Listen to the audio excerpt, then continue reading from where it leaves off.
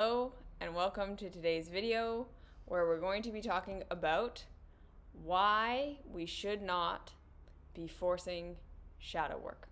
Okay, so this is something that I am very, very, very passionate about because if you have watched any of my content, if you are in my mystery school, if you've worked with me in any kind of one-on-one capacity, you know that I am all about learning how to feel our negative emotions, learning how to question our negative thoughts, learning how to re kind of look at and sometimes re experience our painful past experiences so that we can learn from them and we can grow from them and we can integrate and we can move forward.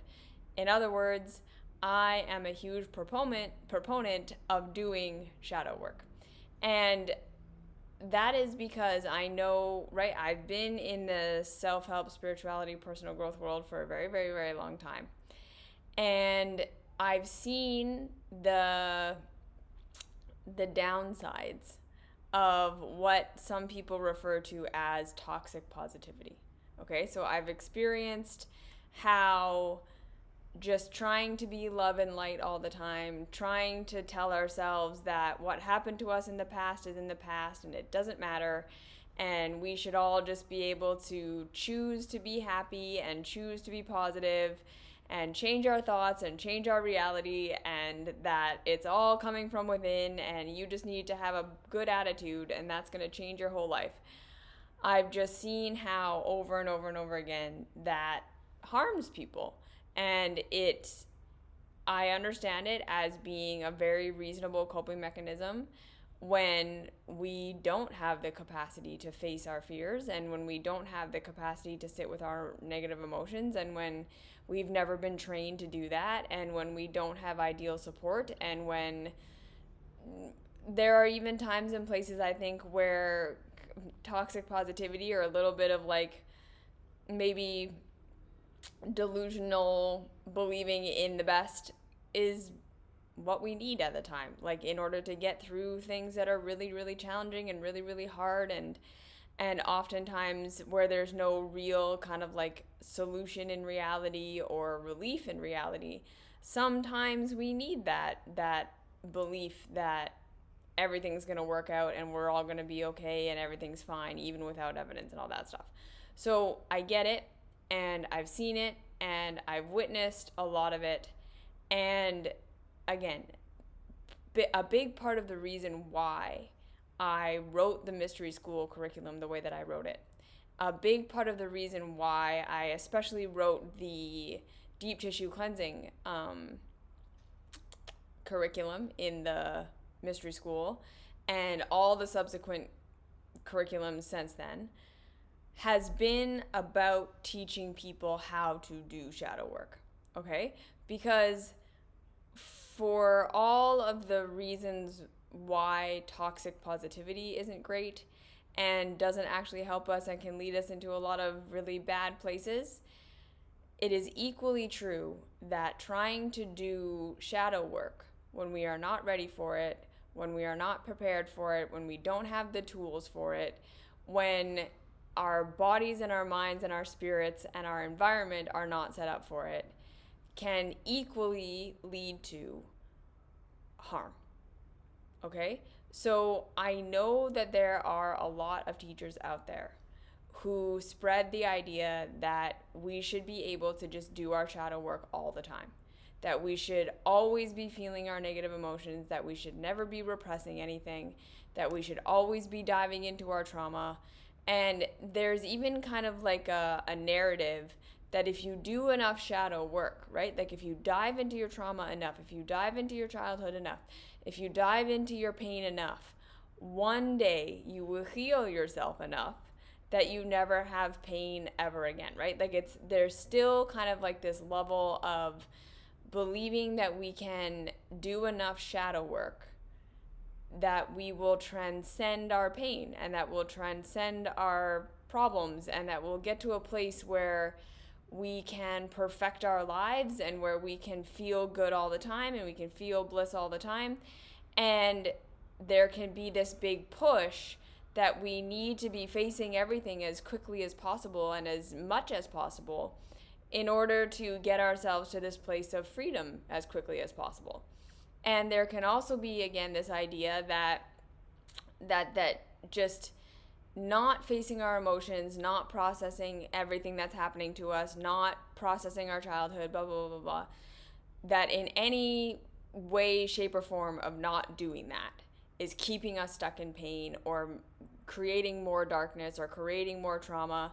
And then there's the whole like superstition of like, then that's going to create negative vibration, and then you're going to attract negative things into your life. And if you don't do all your shadow work and your healing work and all this stuff, you're just going to keep ending up in bad situations with bad people hurting you and right, like just all of this pressure that can come from spiritual teachers and spiritual guides and healers and all of these people saying that if you aren't doing your shadow work and if you're not doing it as much as possible all the time, that you're gonna ruin your life, or that's what's ruining your life right now, and that, yeah, doing your shadow work as much as possible is the solution to all of our pain. And this is simply not true. Okay, so again, I'm not here to argue with you if you believe in the law of attraction and you believe in the whole your vibe attracts your tribe, and if you have shadows, that's the reason why you're experiencing the negative things that you're experiencing. I don't personally believe that. I don't personally believe that everything that happens to us is because of us. I've made many videos on this, that we live in a complex reality, and it is my stance that yes, there's probably some truth to the idea that what's going on inside of us and the things that we've been through and the mindsets that we have an impact on the choices we make, have an impact on the circumstances that we place ourselves in, and can therefore determine and have an impact on our consequences in life. That's absolutely true. And also, there's something to be said for the environments that we were born into and that we are then kind of repeatedly stuck in, and how certain situations are more likely to happen in certain environments, and when we're stuck in those environments because that's what our nervous system is used to and that's what we're attracted to and that's what feels safe and familiar to us, even if it's harmful, we might not be able to get ourselves out of those, kind of circumstances and situations. And to the degree that we have control, we might be kind of setting ourselves up to repeat cycles. And so I definitely agree with that. But the idea that just if you heal all of your trauma, no bad thing will ever happen to you again because it's all just like a law of attraction. This is just an oversimplification, and of course I think it's a parentification of the universe. It's this idea that we developed in childhood that everything that happens to me is because of me. Everything that happens to me is because of me and because of my behavior. And therefore, if I change my behavior, if I change my inner state, if I change myself enough, the external world is going to be different for me. That's the childhood view of reality. And I think that that's kind of part of where this law of attraction belief system actually comes from, is that we're not realizing that we're projecting our childhood understanding and our childhood experience onto the universe. But that's neither here nor there. The point being, shadow work is very important. Shadow work is something that we do want to engage in. And it is something that will very much, deeply, positively impact our lives when done correctly and done safely. And like I said, I spent the last 5 years working on my mystery school, giving people a step-by-step guide for building their own capacity to do shadow work in a safe way, in a responsible way, in a way that does not push or force or put us in a position where we could be compromising ourselves and literally just making the trauma worse, because there are certain things we need to learn how to do, and there are certain places within our mental, emotional, and spiritual state that I think that we need to get to before we're going to be able to engage in shadow work in a way that's actually going to be healthy for us, and in a way that's actually going to allow us to process instead of just reliving the trauma over and over again and sort of re-traumatizing ourselves. Okay? So that's the very first thing that I want to say about this, is that there is an absolute way that we can take on shadow work. And this can be done by ourselves, this can be done in programs, this can be done with coaches and guides and therapists and other people, where shadow work is super hard because of the shame barrier. Absolutely.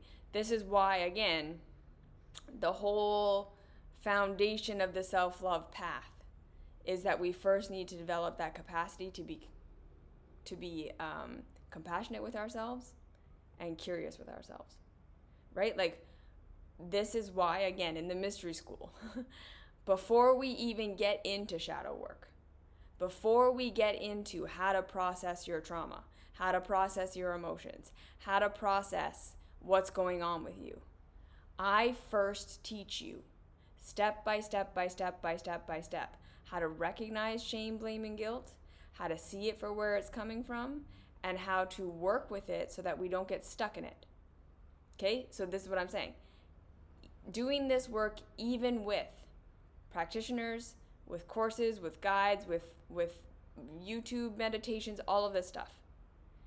If we don't have the prerequisite of knowing how to navigate our shame, to navigate our guilt, to navigate that tendency to go into self-blame and deprecation, we are likely just going to drive our shadows deeper and harder rather than actually healing them. Okay? When we are forced to face things about ourselves and our pain and our past and our emotions that we don't know how to view from a compassionate lens, we are likely just going to make the pain worse. And we can do this with a practitioner, we can do this with a program, we can do this by ourselves. It doesn't matter. If we have not learned the foundational skill of being compassionate with ourselves and giving ourselves the benefit of the doubt and seeing through our shame and our guilt and our blame to our own innocence, shadow work is never going to be effective. Well, I know I don't want to say always and never, but it's generally going to be far less effective.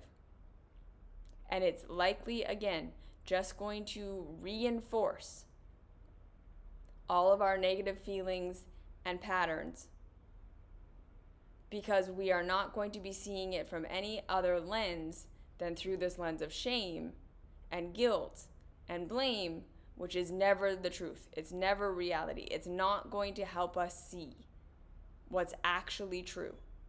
It's not going to help us see our power. It's not going to help us see where we're good. It's not going to help us actually process. Again, it's likely just going to reinforce what we already believe about ourselves. It's likely just going to deepen our shame, deepen our guilt, and make things worse. Because again, remember, the reason we have that guilt, shame, blame mechanism, the reason we go into not having compassion for ourselves, assuming the worst about ourselves, assuming that we're fucked up, assuming that everything is our fault, assuming that we're broken, is because, again, in childhood, we were having that temporary codependent relationship with our caregivers, where we did not have autonomy. We did not see that we were going to grow into adults who could question the ways that our caregivers told us we had to live life, who could have the ability to make choices that we didn't have when we were children, that could figure out how real reality worked and that could get our needs met without needing them to approve of us. in order to get those needs met. Rather, we were living in a situation where it appeared to us like getting our needs met, the only way to get our needs met was to have these people who were perfect outside of us, approving of us, so that they would love us, so that they would empathize with us, so that they would understand us, and they would meet our needs. We literally believed, because it appeared this way to us, that the only reason anything is happening to me, either my caregivers are taking care of me, or they are abandoning me, they're abusing me, they're hurting me, they're harming me in some way. The only reason that is happening is because I'm either living up to their expectation or I'm not, right? Depending on how secure that attachment was, is the degree to which we all learned my capacity to live up to expectation, my capacity to be good in the eyes of my caregivers is how I survive. So if I'm in pain, if I'm not getting my needs met, if I'm not getting what I want, I'm automatically going to look for what is it in my behavior that is causing me to experience this pain. Because that's the only thing we had control over, our own behavior. We could not understand that caregivers were not perfect. We could not understand or contextualize that they were having lives outside of us. We could not understand or contextualize that one day we were going to get to be able to be in a situation where their rules and what they believed and what they thought didn't apply to us anymore. We had no idea about that, right? We all just got programmed in our nervous system, so not in our conscious minds, in our bodies, that safety, provision, and having what we want and having what we need comes from being good, comes from being approved of, and being good by whatever standard our caregivers were modeling to us, which again may or may not have actually been what our caregivers expected of us. We could have been perceiving mom is mad at me because of this, when really she was just having a tough day and it had nothing to do with us. You see? But we would have said, okay, now that behavior, whatever I just did that caused mom to pull away, even if mom pulled away because she was having a shitty day that had nothing to do with us, we're going to look for the pattern in ourselves of what did I just do that caused that? What did I just do that caused that? What did I just do? And we go into shame and blame and guilt because we're trying to change our behavior to match what we think we need to do and we need to be approved of so that we can get our needs met.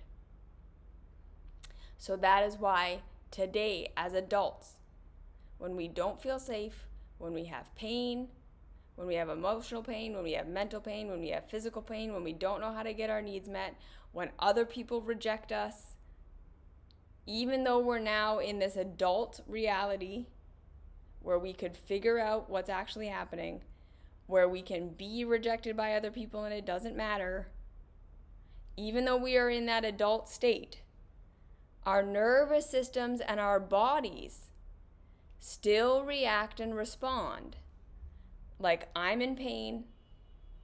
This is because I'm not good. I'm not being accepted. I'm not being approved of. Because that's what we learned in our bodies. And I know this is so hard for us to accept as adults because we want to believe that we're autonomous adults who are making conscious choices with our conscious mind.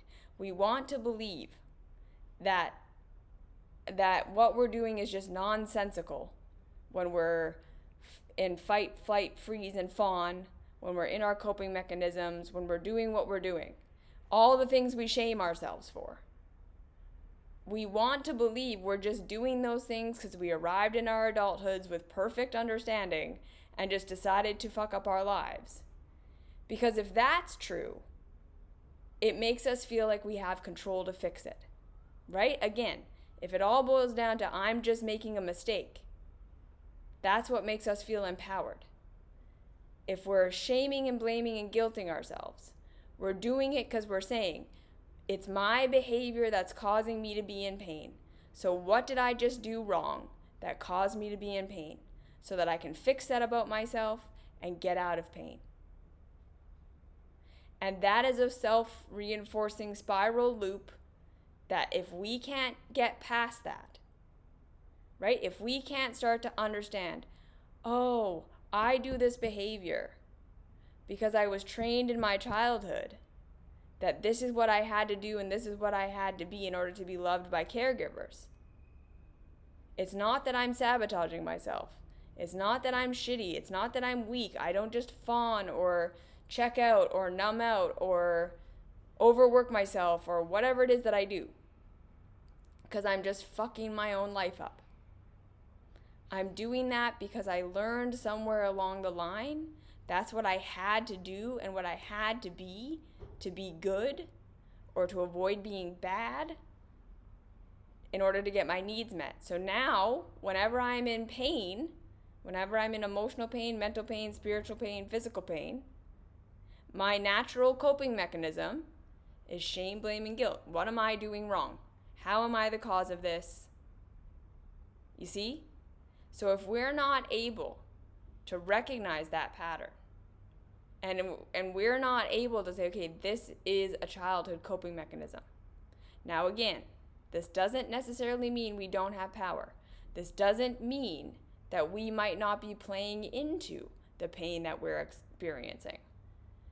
But again, in order to figure out where our power actually is, in order to figure out the actual causes of our current pain, or the actual causes of our past pain, right? The ways we were blamed and shamed and guilted as children, that we learned to be, this is what reality is and this is what I have to believe about myself. In order to be able to process that, in order to be able to see that for what it was, in order to be able to see that our caregivers were wrong, or that we were abused, or that we were traumatized, without just seeing this is what I did, or it was my fault, or yeah, well, I deserved it, or I caused it, or all this stuff that we do. We have to have the ability to see through our shame, blame, and guilt first. If we do not have that, shadow work is almost always just going to continue to reinforce our trauma. If we cannot first have curiosity and compassion, shadow work is not going to be effective. It is just going to reinforce what we already believe about ourselves. Okay, so that's the first thing. Shadow work is not always helpful if we do not know how to navigate our shame, blame, and guilt, to see through it, to see why we have the habits that we have, to be able to be curious and open with ourselves, that we are not just fucking up our own lives, that we are not guilty, that we are not shameful, that we are not just horrible people who deserved the bad things we went through. We have to be able to question the stories of what was right and what is wrong, what is good, what is bad, that we were handed, that we learned in our bodies. We have to be able to even look at those things, you see, in order to be able to process them properly. So if we're doing shadow work from a place of not knowing how to find compassion for ourselves first, it doesn't matter how much of it we do. We're just going to continue to reinforce our shitty beliefs about ourselves. Okay? So that's step number one. If we don't know how to have compassion for ourselves, shadow work is not going to be helpful. If we are not in a safe place where someone is going to reflect back to us compassion and safety and validation, and that makes sense that you did that, it makes sense that you reacted that way, wow, what you experienced was really not okay, and that was not good, and that was not what you deserved, and that was harm. If we're not in a safe environment where the person we're trying to process our trauma with is capable of holding us in a compassionate state, first and foremost, if there's any inclination that the person that is helping us process our trauma wants to immediately go to blaming you or shaming you or even looking for solutions, okay, well, what can you do to fix it? What can you do to change it? Before we do the processing, that is going to make it worse. Because oftentimes, when we're processing our shadow, we need compassion and validation first. Every time you're in a session with me, we are not going to start with problem solving. I never lead my people into their shame, into their shadow, into their pain, and be like, okay, well, what can you do about it? That's never the first step. Because again, that's just going to reinforce it when done in this order, that you are the problem, you are the cause, you did this to yourself, and that fixing it is about fixing yourself. What we need first is always what you are feeling makes sense. This isn't your fault. Validation and a space to express and to feel our emotions without feeling like we need to fix them or change them or move them in any way. Okay, so being able to have a compassionate, safe space is foundation number one. And if we don't have that, shadow work is not going to work. Number two, if we are not in a place where we are capable of experiencing and processing our emotions in a healthy way, shadow work is just going to make things worse again. So the next thing in the mystery school, after I teach you all about the shame, blame, and guilt, so that you can learn to have compassion and validation first, the next part is I teach you how to slowly start to connect with your emotions, first through just learning to feel your emotions without trying to figure out what it means, without trying to process it, without trying to get any answers from it, nothing like this. I teach you how to just observe emotion. I teach you how to just feel a feeling in your body and not respond or react to it. I teach you how to allow yourself to be angry and sad and disgusted and all of those negative emotions that a lot of us carry around because of our experiences. And I teach you how to embody them and embrace them without getting stuck in them and without getting lost in them. Because here's the next thing.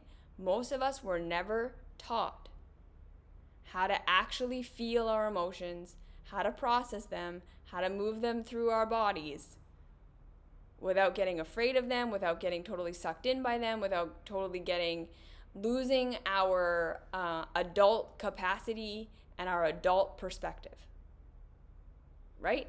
If we're trying to feel our emotions from our past, from our childhoods, from our whatever it is, and we get totally lost in the childhood perspective while we're trying to feel that emotion, like if we get totally lost in like a flashback and we feel like we're the child again and there's no adult part of us, there's no adult in the room, but I'm a child again and I'm experiencing this fear and I'm experiencing this sadness and I'm experiencing this abandonment fully from the childhood perspective again, we are not healing. We are re-traumatizing ourselves. We are just reliving a trauma from the childhood perspective and reinforcing that pain, that was real and that we're not safe and that we're not okay and that we're not going to be safe and we're not going to be okay. If we don't know how to experience an emotion from the adult perspective, even if we can reconnect with the childhood part of ourselves, we can re-experience it from a childhood perspective while continuing to hold the adult witness perspective. If we don't have that, again, we're just going to be re-traumatizing ourselves. Okay? Shadow work from the perspective of the one that experienced that trauma with no capacity to see that an emotion can be really, really intense but not kill us. If we've never had the experience of just letting an emotion run through and seeing that we don't die from an extreme feeling of pain, an extreme feeling of anger, an extreme feeling of sadness, an extreme feeling of whatever it is that we're feeling. We are just going to get stuck in our trauma again. And again, if we are continually trapped in feeling shame, blame, and guilt, and we're just running that through our nervous systems over and over and over again, and we're not able to recognize that shame, blame, and guilt are always lies, and that there are deeper, truer emotions under that blame, shame, and guilt. So when we validate ourselves, we have compassion for ourselves, and we have curiosity, we're always going to find that we're not feeling shame, blame, and guilt. That what we're actually feeling is anger or disgust or sadness or abandonment or knowing that what we were experiencing was harmful and painful and not right. But we had to bury that. We had to coat that over because in order to feel safe and in order to feel good, we had to believe my pain is always my fault. My caregivers are perfect because I rely on them for everything. If they're not perfect, if what they're doing isn't right, I'm not safe. We couldn't have that revelation as children, that our caregivers were wrong, that they were harming us, that they were doing something bad. We had to make it our fault. So again, if we're not able to say, okay, I think I'm feeling shame, I think I'm feeling blame, I think I'm feeling guilt, but that's not really it. What's actually under this? What am I really feeling? Sadness, anger, abandonment. Again, trying to feel our emotions just means we're just going to keep feeling our shame, feeling our guilt, feeling that childhood coping mechanism that's on top of what we're really feeling, looking for evidence to support that, because that's what our minds do, and then reinforcing our shame, guilt, and blame stories. Do you see what I'm saying here? If we are not able to have compassion and curiosity, if we are not able to go past shame, blame, and guilt, to be able to see what we're actually feeling and what we're actually experiencing and what we're actually upset about, and if we aren't able to hold our emotions, to witness our past trauma and our past experiences from the adult perspective, so being able to hold ourselves in the fact that we're not just getting totally lost in the childhood perspective, shadow work is going to make it worse. Shadow work is only going to reinforce our shitty stories and our painful beliefs. Okay? And then that's the next thing. If we are not able to adequately question our stories, if we are not able to say, okay, if it's not shame, blame, and guilt, what am I actually feeling? If I'm not shitty, why might I be doing what I'm doing? Why might I have the patterns that I have? Why might I have the coping mechanisms that I do? Why might I be doing the things that I'm doing and not doing the things that I'm doing? Why might I be sabotaging myself? What might my needs actually be?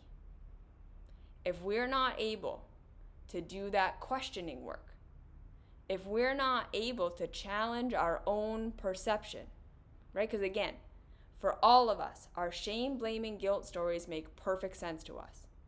Everybody out there thinks they are the exception to the rule. Okay? You probably think you are the exception to the rule. You are the one who is just shitty. You are the one who should just feel bad about yourself. You are the one where your shame and your blame and your guilt really is true. You really are shitty. You really did fuck things up. You really are just weak and lazy and incapable. Okay? We all think that. We all think that our shame, blame, and guilt stories are legitimate. We all think that our catastrophizing thoughts are legitimate. if we didn't believe our own thoughts, none of us would have shadow work to do. Okay, so if we haven't developed the skill of questioning our own perception, what if it's not true? What if it is not true that I am shitty? What if it is not true? So even though it feels familiar to me to think this shame thought, even though it feels familiar to me to do my self-improvement or to say that I'm going to fix myself in this way, or I'm going to do all that, and that's going to be the thing that saves me from this pain. Even though it feels familiar to go into guilt, and I'm just shitty, and I have no reason for this, and I just need to change myself. If we are not able to say, okay, yeah, that feels familiar, but if I check in with my body, it doesn't feel good. It doesn't feel like expansion. It doesn't feel like truth. It doesn't feel like problem solving. It feels like shutting down. It feels like cutting off. It feels not good. Therefore, there must be something in here that isn't true. If we don't have the skills to do that, doing shadow work means we are just going to continue to reinforce what we already believe. We're just going to keep looking for more evidence to support how we're shitty and we're failing and we're doing things wrong and everything is our fault. And we're going to find it. We're going to find that evidence just like we've always found it. And again, that shadow work is just going to make things worse. It's just going to drive us deeper into what we already believe, because we're not questioning the fake, false stories that seem real and seem true to us, that we've been collecting evidence for forever. So you see, this shadow work is not as simple as just sitting with your emotions and moving them through your body. The next thing, this is why I wrote the deep tissue cleansing course. The deep tissue cleansing course that I wrote first in the mystery school is all about how when we are doing mental, emotional, and spiritual processing, this processing work is also going to be done physically. And now, years later, we're all getting into somatics, right? Everyone's a somatic practitioner now. Everyone's getting into, we have to feel it to heal it, and we have to move the body and all of these body modalities for healing the mental, emotional, spiritual stuff. And I'm like, yeah, I've been saying that for years. Because, again, so much of what we went through as children, so much of our shadow, so much of our current beliefs about ourselves and about the world are stored in our bodies, in our nervous systems. Okay? It's not conscious. It's not in our minds. We learned it in our physical bodies in a time before our conscious mind was even completely formed. We learned so much of our behaviors, what we do, how we respond to stimuli, how we perceive ourselves and the world around us physically. Our emotions are something that go through our nervous systems. Our shadows and our every thought we think has an effect on the body. So when we are not able to physically process what we are trying to mentally and emotionally process, we are going to hurt ourselves. There are so many people in the spirituality, self-help, personal growth world who end up blowing out their bodies. Like literally, they get really fatigued, they get all these physical symptoms. And not all the time, and not in every case, and not all cause of this, but to a degree. When we aren't able to physically process what we've been through, we are going to harm our bodies.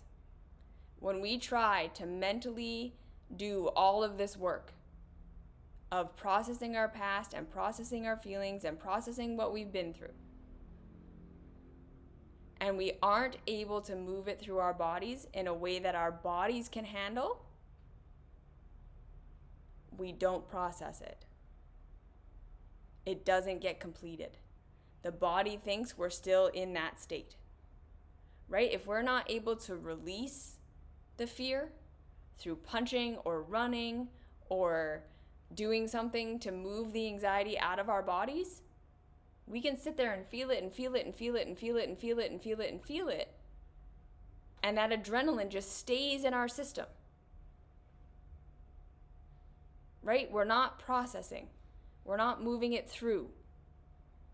We're just reactivating an emotion, and the body thinks it's happening right now.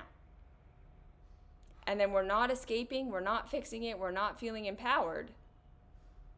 We get stuck. Okay? I have said in my mystery school over and over and over again that, so Arnold Earhart is one of the founders of the modern cleansing movement, and he has a lot of things to say that are very wrong. So I'm not necessarily recommending his work. So please take everything that he has said with a grain of salt, because remember that he's from the beginning of the century and he died when he was 40. So just, okay? But he said that vitality, so V equals P minus O. Vitality equals pressure minus obstruction. So what he was trying to convey is that the more our bodies are able to conduct, the more everything is able to stay in flow, the healthier and more vital we are. The more the flow, the circulation of our food, of our blood, of our thoughts, of our emotions is cut off, obstructed, the more we are going to have our vitality taken from us. And I think that makes sense. But what I have added to that is vitality equals pressure minus obstruction plus integrity. Because you can push a whole bunch of energy through a really frayed wire, and that wire is going to burn out, right? There might not be obstruction in the wire. There might not be something cutting off the current. There may be no kink or anything. But if it's all chewed up and banged up and has no structural integrity, that electricity is going to ruin the wire. It's the same with us. We have to slowly build our capacity to have compassion and curiosity for ourselves. We have to slowly build our capacity to feel our emotions and not get lost in them. We have to slowly build our capacity to question our thoughts and to question our perception. Because again, even when we're setting ourselves free by questioning our thoughts and questioning our perceptions and realizing that we're not as shitty as we thought, or that we don't have to be this way, or that we don't have to do that, we still have to remember that that's fundamentally shifting our worldview. That's shifting where we have found our ability to find safety and comfort and security in the idea that we know what's wrong and we know what to do to fix ourselves. When we are changing our perspectives, when we are getting rid of our shame and our guilt and our blame, we are often opening the door to much heavier emotions, to much scarier revelations, to things that are very unsettling, right? Like that revelation that, oh my gosh, I was being abused, that I wasn't just shitty, and that the answer isn't just fixing myself, that I have to process that I was abused by these people that loved me, or that, these people who absolutely loved me and didn't want to abuse me. They weren't trying to abuse me. They were doing the best that they could. But what they did was cause massive harm because of just where they were at in life. That is hard to navigate.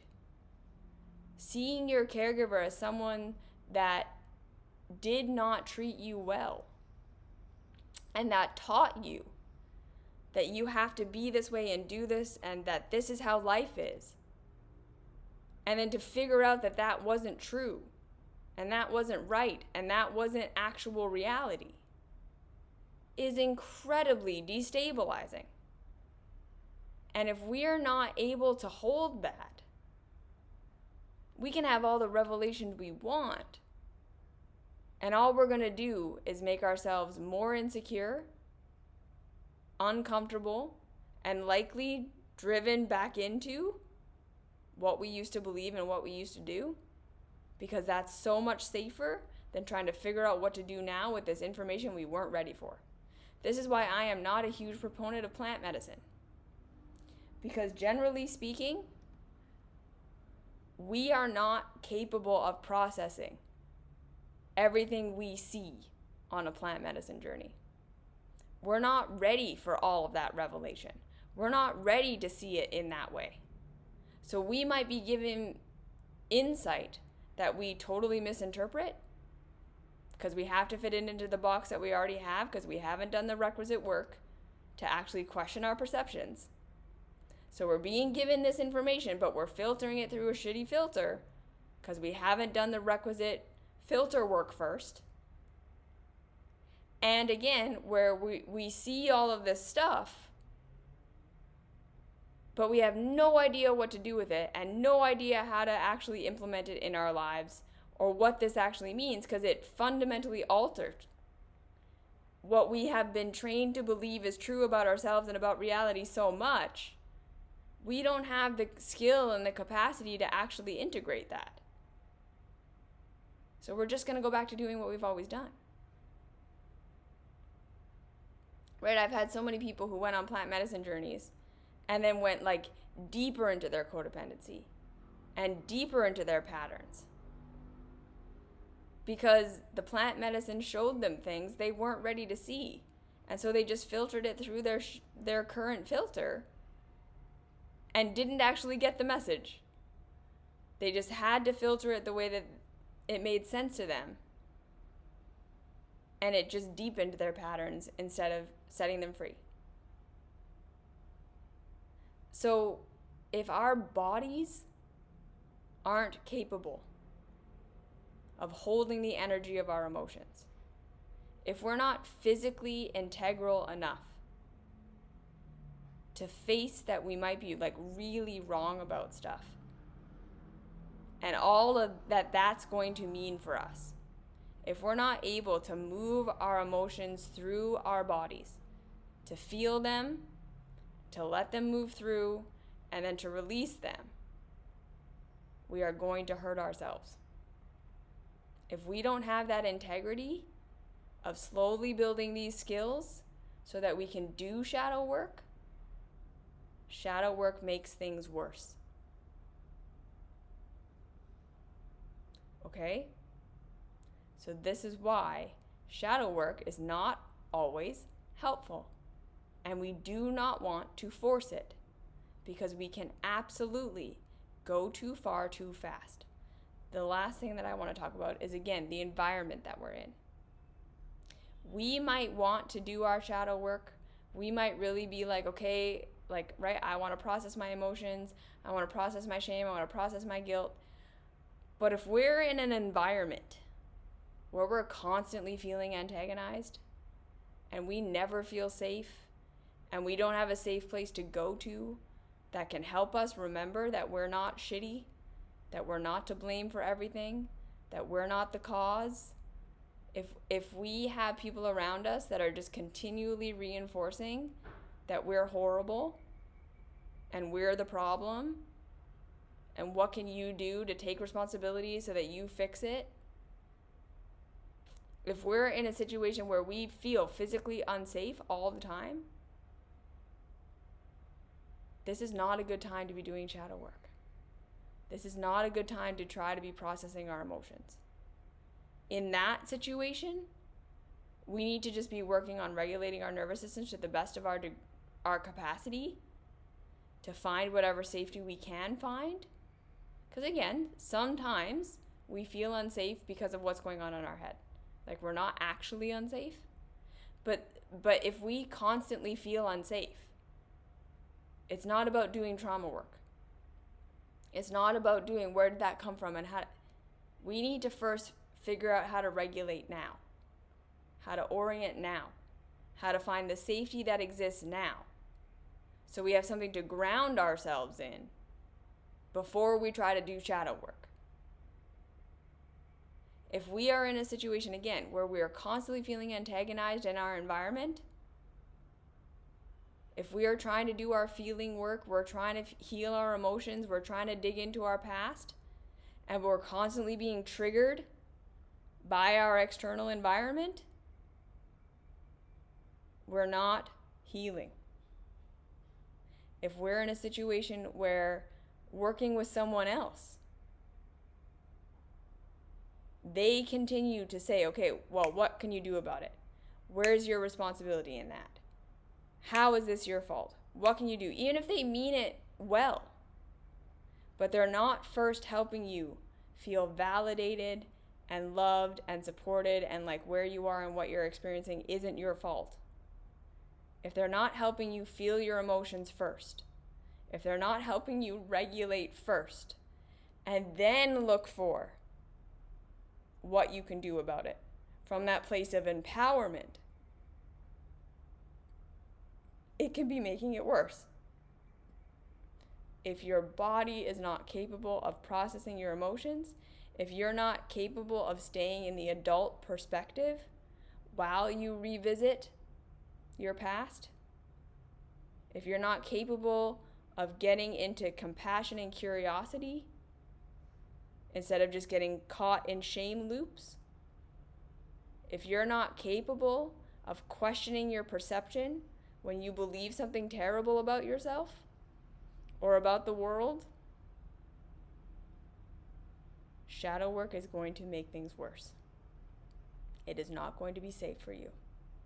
It's not going to be helpful. So like I said, this is why the Mystery School is a 4-year program. Because I walk you through step by step how to build these skills. And it takes time. This isn't stuff we do quickly.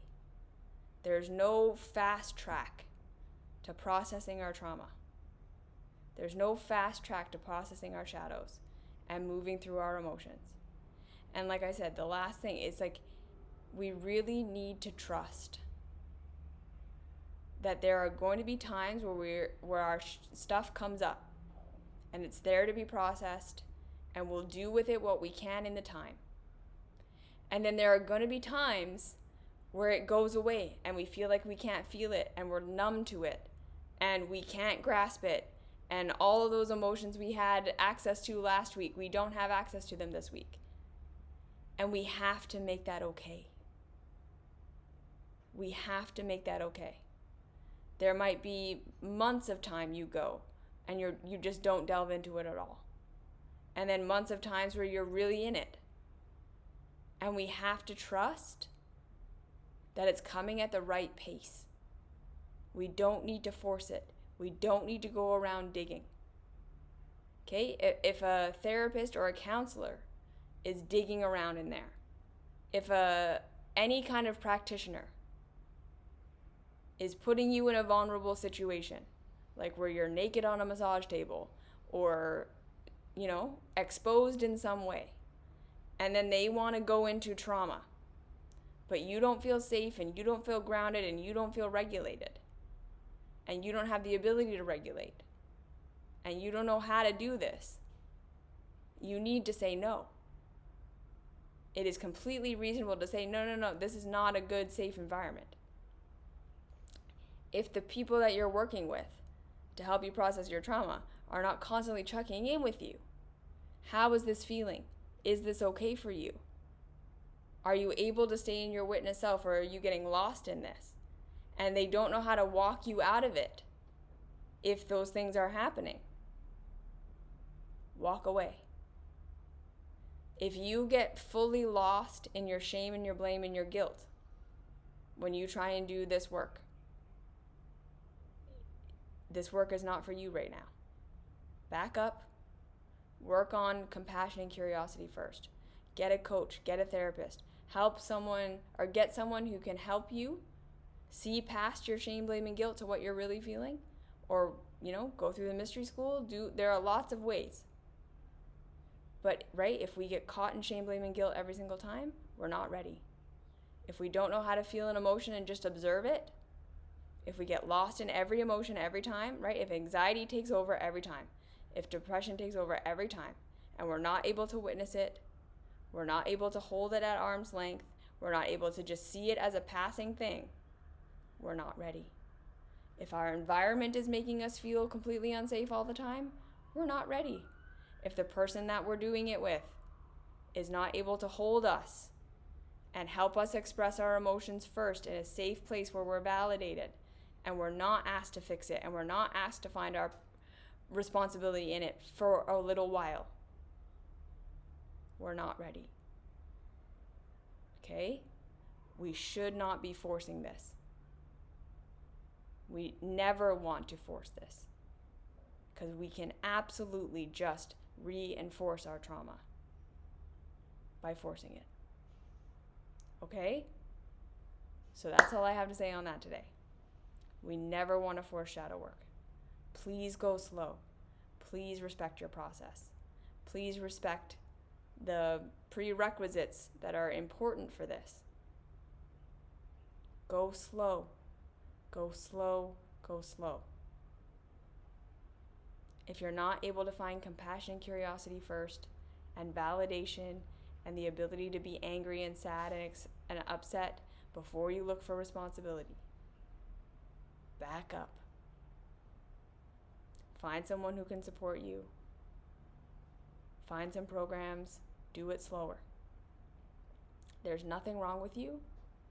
You're not shameful. You're not guilty. You are not the exception to the rule. Everything you're doing for a good reason. Shadow work is about understanding why you do what you do, so you can learn to get your needs met in a new, better way, outside of the childhood perspective. But it takes a lot of work to challenge our perceptions and to learn to feel our emotions and to figure out what's really going on. Okay, it's not so simple. So be patient with yourself. Be kind to yourself. Go slow, one step at a time. That's how we do this. Okay? Okay. So thank you for listening. Thank you for being here. There's nothing wrong with you. And I'll see you in the next video.